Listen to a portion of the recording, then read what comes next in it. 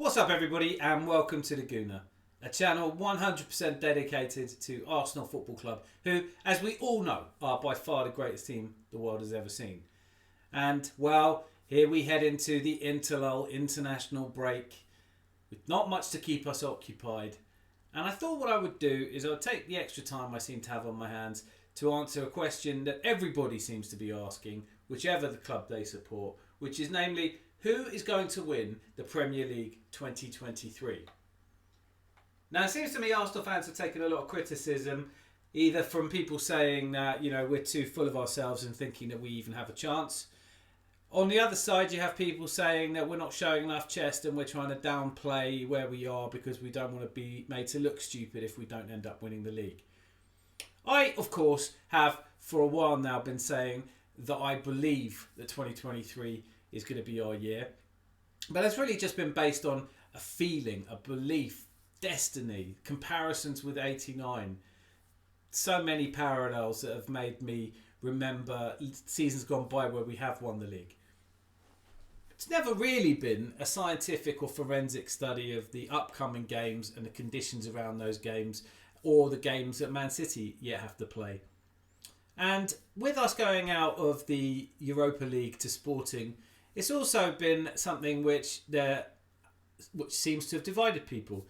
Is going out of the cup competition a good or a bad thing? Or should we be gunning for 2 trophies? Now, I have always felt that the hunter who chases 2 rabbits usually catches neither. And I think what I'm going to try and do, therefore, is incorporate what kind of a difference it makes to our title bid now that we no longer have to worry about the fixture congestion that being in the Europa League wouldn't necessarily entail. Now, arguably, the international break has come at a really bad time. Personally, I always think it comes at a bad time because I don't watch a lot of international football unless it's a tournament, if I'm totally honest with you.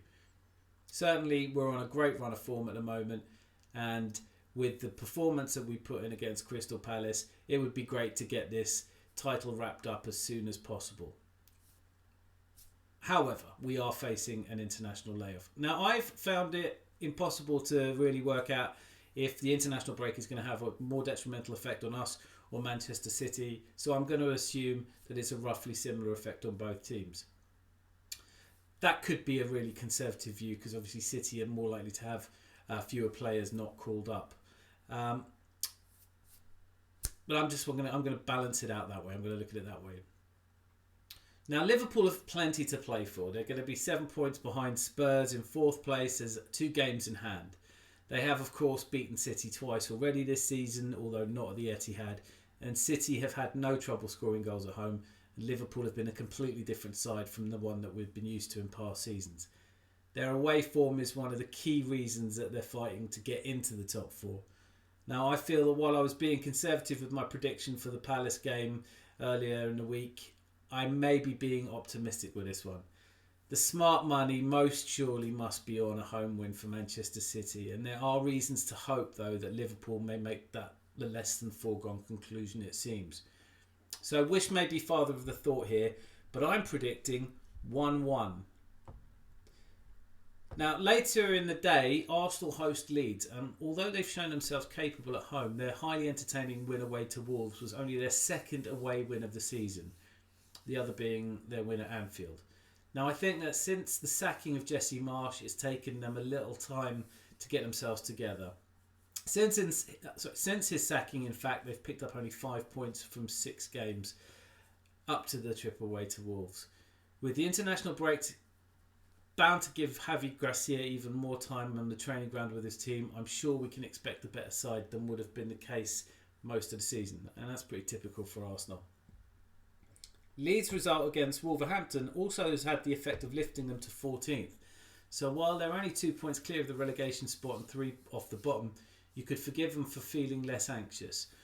Whether that translates to them being calmer and playing better, or it means they'll not be fighting for their lives, is hard to say. But Arsenal really are a far better side, and given how well we have played at home this season, I think we'll have enough to beat these.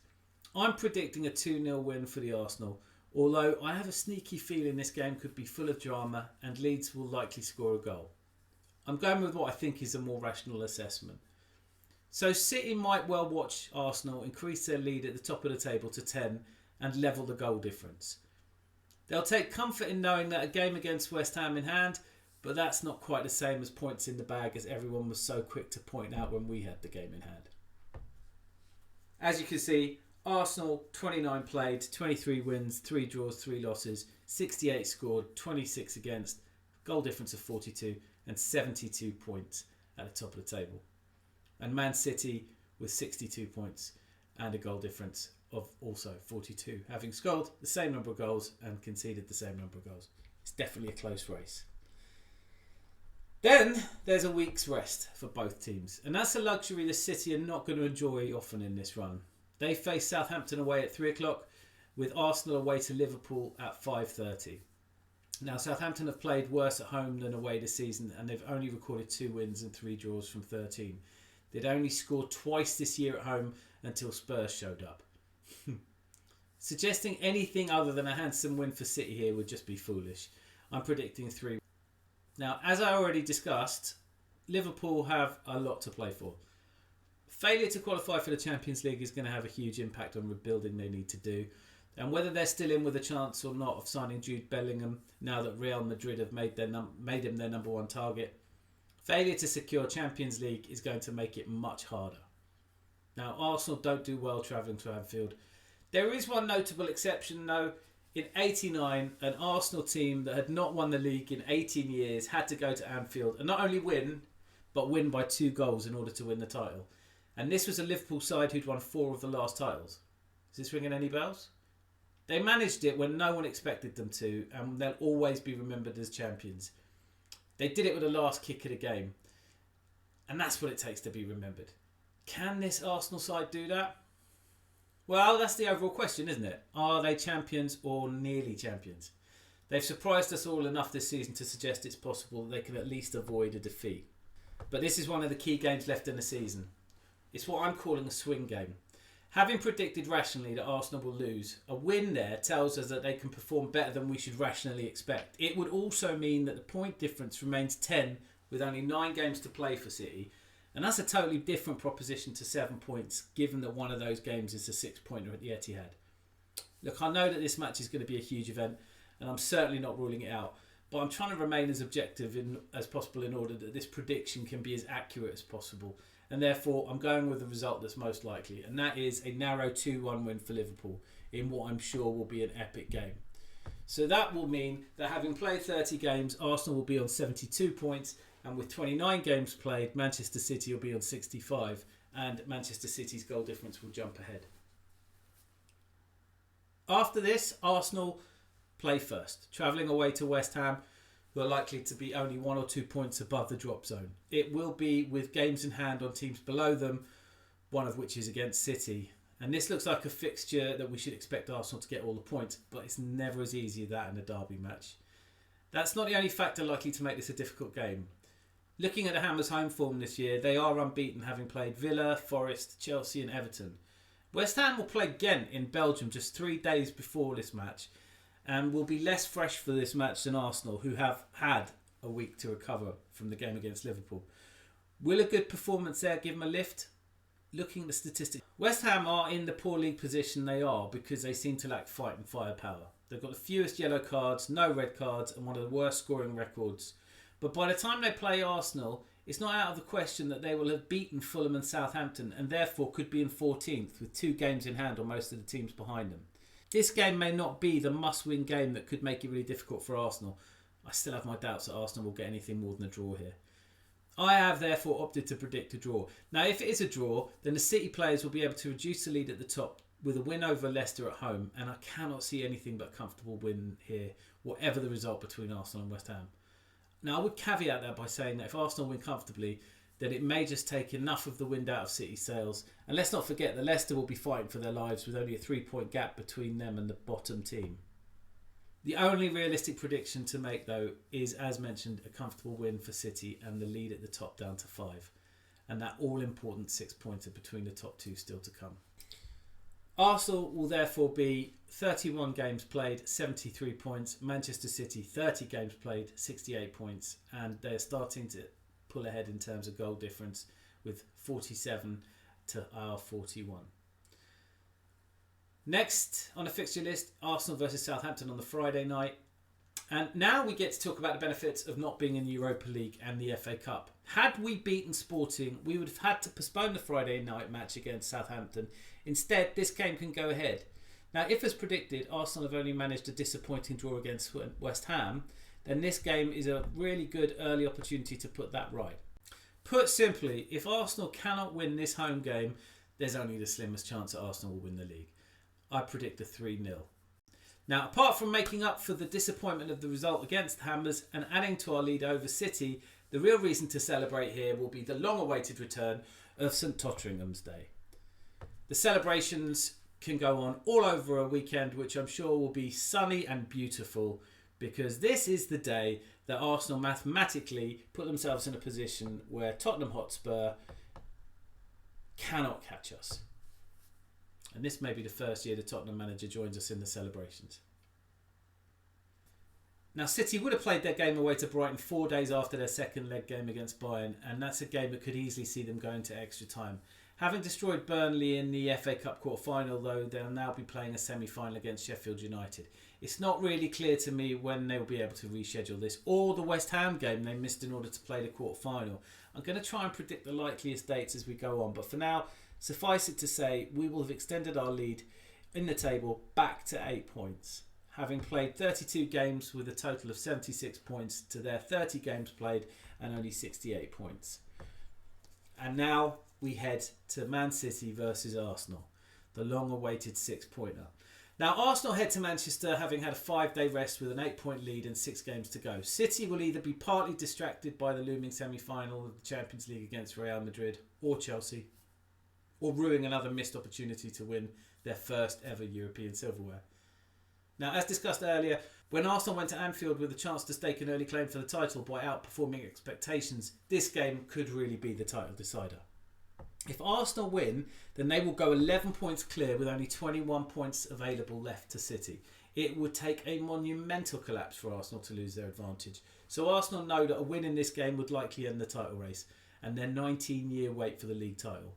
So much to play for, and frankly, I'll be praying for a result here, but I don't expect it. I expect City, who are rattled by Arsenal this season, who had their lowest possession stats in the game at the Emirates, and who were uninspiring in the FA Cup when they needed a full-strength team and a lucky goal from Ake to overcome an Arsenal that rested more than half of their first team. I expect City to win this, but only just. Then we head to Arsenal versus Chelsea and Fulham versus Manchester City. Arsenal will have played 33 points at this point with 76. Manchester City will have played 31 and be 71 points. Now, if City do beat Arsenal, then Arsenal will have to put that right at home to Chelsea. A team that has been so easy to ridicule this season, but who may well be in the semi-final of the Champions League and still in with a very slim hope of qualifying for Europe through a league position. A derby with so much pride at stake, it's hard for me to confidently predict more than a draw. And that's only because Chelsea are a team packed full of great players, not quite playing as a team yet. More importantly, there is a chance that Potter may be out for this game. Yet another new manager bounce. I like Potter at Brighton, and I was sorry to see him go, but this job was always going to be a challenge for any manager. An owner on a shopping spree who seems to have not asked the manager who to buy. Moulding Galacticos into a winning team is one of the game's toughest challenges, and Potter seemed like the wrong choice then, and has proven it since. His tactics and decision-making have already alienated him from the fans, and it's only the possibility that they may somehow beat Real Madrid in the Champions League that could change that. Stranger things have happened. Todd Boehly may well be stubborn enough to stick with Potter despite the fan base, but in that case, it's going to be a toxic environment for sure. So I'm sticking to my hugely conservative prediction that this will be a massively disappointing draw. And it's little more than a gut feeling, and I may just be being far too pessimistic, but if I'm right, it will mean that when City travel to Craven Cottage the next day, they're going to know that a win makes them clear favourites for the first time in months. Winning puts them only 3 points off Arsenal, but with 2 games in hand. Now, Fulham are no pushovers, even though Arsenal made them look it. But by this game, they'll be out of the running for European places and probably only just over the Man United game in the FA Cup. With all considered, it is possible that they can hold out for a draw, but any sensible person gives the 3 points to City, which means that with 34 games played, Arsenal will have a total of 77 points, a goal difference of plus 43. Manchester City, though, having played only 32 games, will have 74 points in the bag and a goal difference of plus 49. Now, Man City next face Leeds United.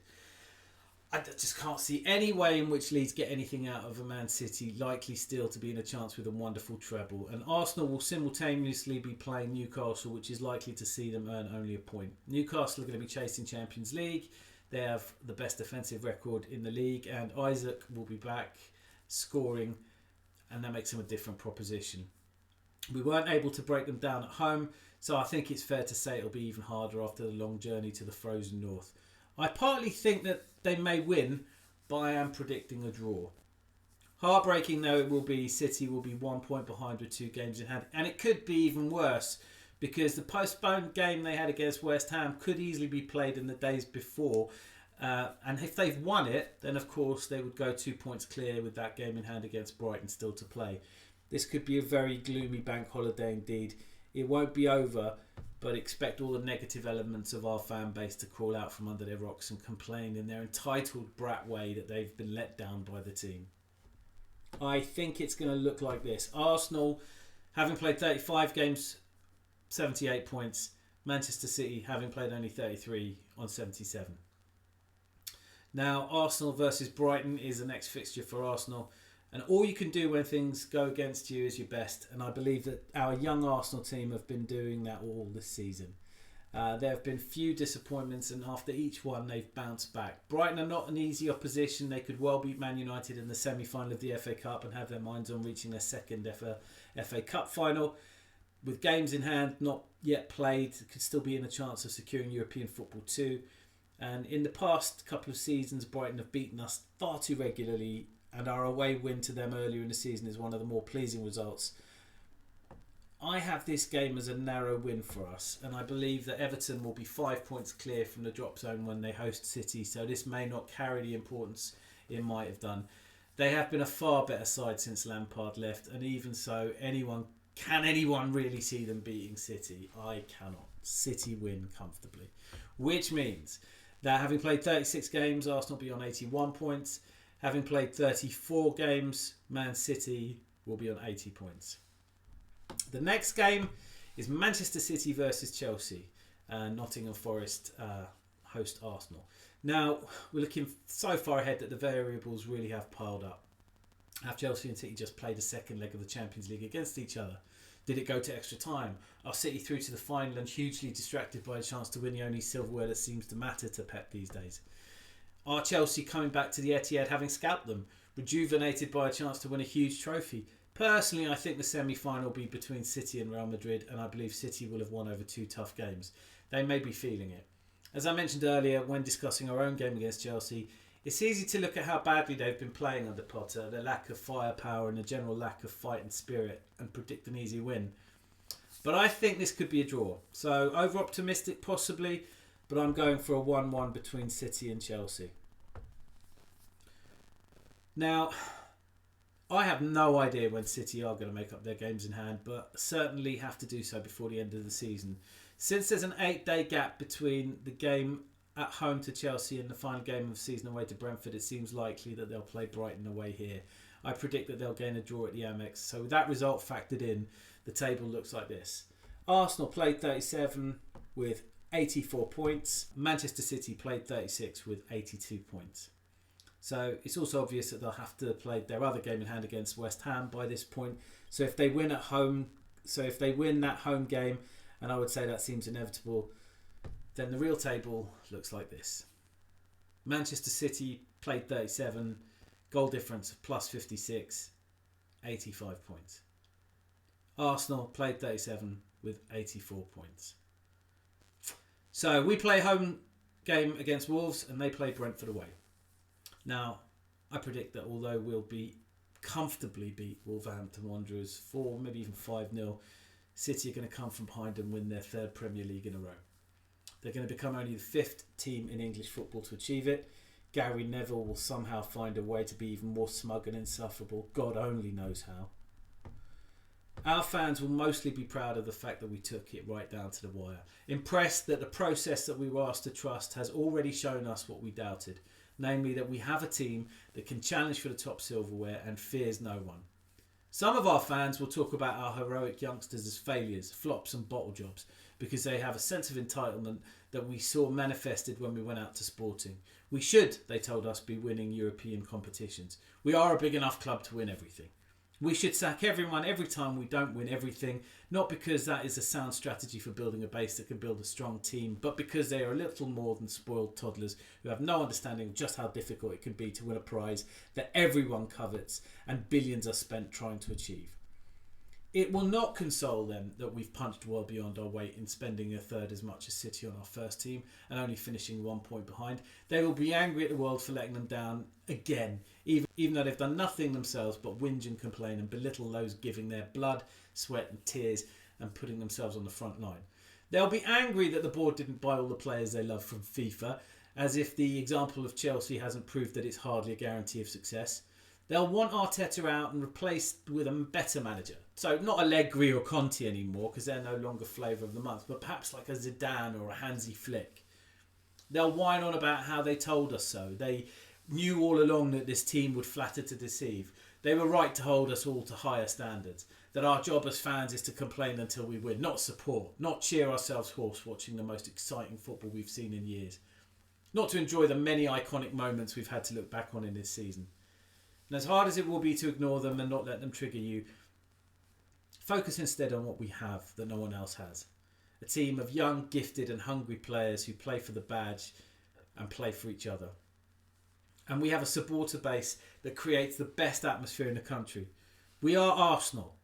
Arsenal FC. By far the greatest team the world has ever seen. And the future is bright. The future is red. So whilst I'm forecasting that we are likely to be pipped to the title by a single point, as I said at the beginning, this isn't really about the forensic examination. This is about belief. The swing games, can we win at the Etihad? Well, no one would give us a chance, but no one gave us a chance at Old Trafford and we did it there. No one gave us a chance at Anfield and we did it there. Can we beat Liverpool away? Yes, it's been done this season. We can do it. Can we get more than a point against Chelsea?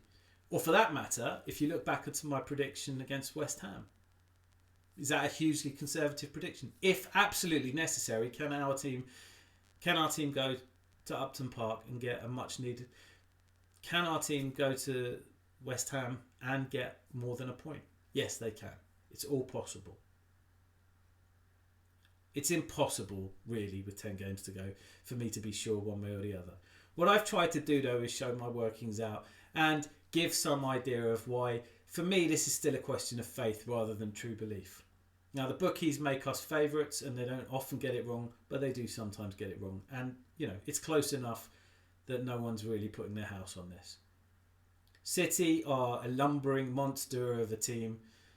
They are going for the third title in a row, and that is incredibly difficult to do.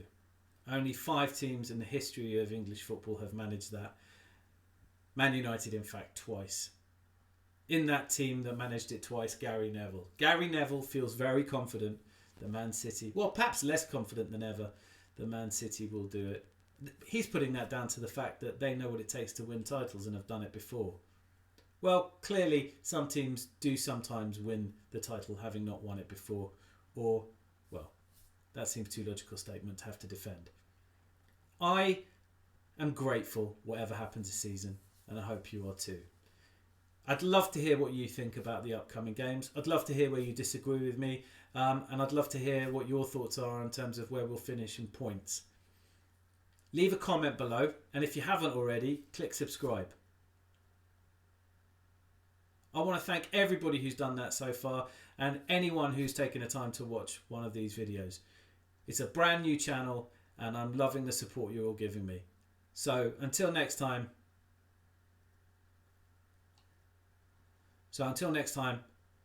what do you think of Tottenham?